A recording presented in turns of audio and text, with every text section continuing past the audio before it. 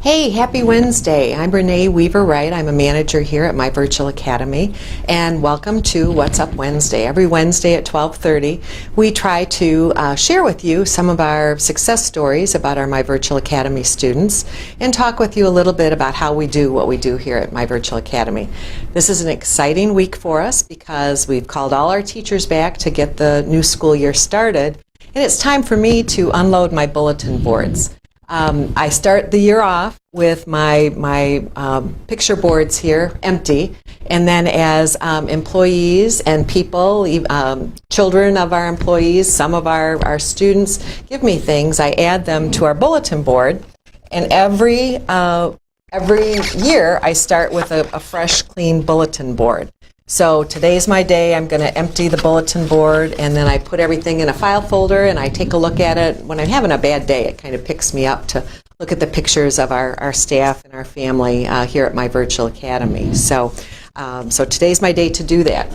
And one of the people that was on my picture board this year is Jaime Hill. Jaime is a middle school teacher who's starting her third year with us at My Virtual Academy, and she's got two delightful little boys that's always so fun to see them when they come in here and they go over to my goodie drawer and get something out of the goodie drawer and to entertain them while they're here. So we love when our employees bring their kids in to share time with us here.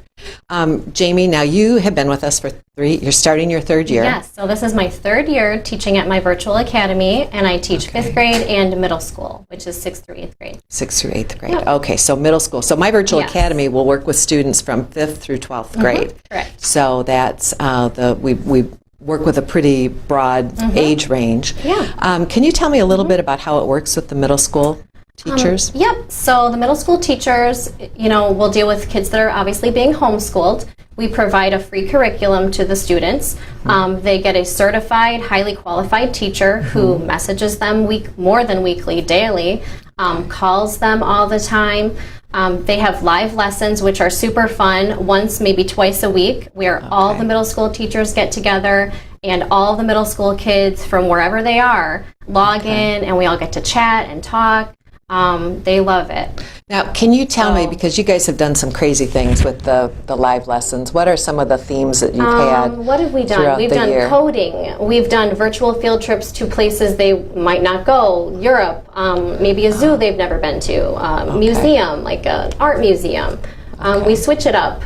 Okay. We have a lot of fun. Okay. One time a student actually ran the live lesson. Yes. It was so neat. He was able to go to overseas, and he sat in the very spot that J.K. Rowling wrote Harry Potter. And so that really appealed to a lot of our students. So he ran the whole live lesson, made a PowerPoint, and did the whole thing for us. That was awesome. And the students loved that. That was really awesome when he did that. And didn't you do a field trip with the kids this year too? You mean actually go on a field trip? Yes, you actually went on a field trip. We also take field trips. Sometimes I forget about that. We went to the Detroit Science Center. We went to a Tigers game. And then we have some fun ones coming up this year. I don't know if I'd say them yet, but I know we have two really good ones that we're doing. So I won't spill the beans yet. Now, what happens for the kids that can't attend those field trips? The kids that can't attend, a lot of times we'll do a live lesson follow-up. And we'll show them, where we went, what we did, and the kids that went will come on and talk. And that's another way for them to share. Because, a lot of them are at home and they don't know the other students that are with us. And it brings them together to come on to live lesson and be able to talk. So it kind of helps them to build relationships between each other. So and socialize, Okay, and I think with the Tigers game, we had one family, they drove for 2 hours to get to the game. Yes, we had a good turnout. And they'd never been to a Tigers game before, so that was kind of fun. Yeah, that was awesome, an awesome opportunity. So, Now, you've taught in a traditional setting before. How would you say My Virtual Academy is different than a traditional setting? So I taught 1st grade, 4th grade, and a 5-6 split in a Montessori public school, and then just traditional public. My main thing is you don't have a classroom. You're not in front of them every day. Okay. So the difference is you're calling them on the phone, which is a lot more personal. You're talking to them a lot, individually, one-on-one. So I feel like I got to know these students way, like on a deeper level than I ever knew kids in my classroom, which sounds funny. You're seeing them every day, but you're not really talking to them one-on-one for as long as we do. That's a big thing. Another difference is the flexibility it provides. Okay. You can only do so much in the classroom. Okay. But online, you can provide them a learning plan because you know them so well. You can individualize their plan to their needs. You can tailor it to their needs. So that's super awesome. Those are two huge differences. Yeah, yeah. But they're good. Yeah, that's the flexibility, I think, is a really good point that you huge. bring up, too, Yeah. for the students, because Huge. everybody's life situation is different and changes, and we have a lot of students with medical issues, with pretty severe family issues, and that kind of thing. So this We really do. provides some good opportunities for those kids. So, Yeah.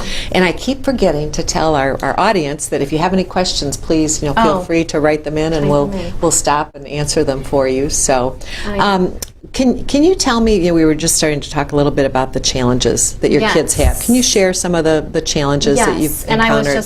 I know you were leaning into that.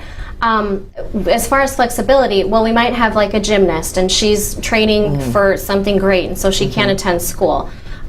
So that's a great problem to have. We might have just regular everyday homeschoolers, they're using our program, they don't really deal with anything out of the ordinary. But we also have a slew of students that have maybe medical issues that prevent them from attending, or they're dealing with some sort of anxiety where they can't even come to the phone. You might deal with students that have been through some sort of trauma, like a house fire, or like some home that they don't have the support that they need. So there's a lot of, struggles that they come to us with. Yeah, there's no end to the struggles, it seems like, with the kids. So, and that's why, we do things like we did yesterday with the training that we had, and the trainings that we have coming up, and all the professional development that we do with our staff, so that they're better to help meet the needs of our kids. We're not psychologists, we're not doctors, but the more we can know, and I think that session we had last year for the staff on human trafficking, that was very impactful, because I definitely feel equipped to deal with what comes our way. And then if there's ever anything that I'm like, I'm not so sure, there is someone here that always knows. So yeah, and we try to reach the kids where they're at and help them so that they can continue on to graduation. Ultimately graduation. Be successful. And I hear you talking with the kids. I hear the middle school teachers talking with the kids about getting their high school diploma, even though they're only in middle school, because that's so important. So, what's your favorite student success story? Would you say? Okay, so my favorites are actually the small ones that are not huge. Okay, like I said earlier, the student that never comes to the phone until May or April, and then that day it's just overwhelming, because it's like, oh my goodness, this student overcame, and they finally maybe came to the phone. Or the student that all year was so negative and says, I can't, or maybe September, October, he's I can't do this, I can't do it. And he calls you and he did it. It's the little things that are really huge to me, because their little habits that are changing really change their whole life. Right. A big one that I always tell is one of my students that had autism and EI. He wasn't thriving in the school environment. Came to us, and not only did he pass, but he passed with all A's.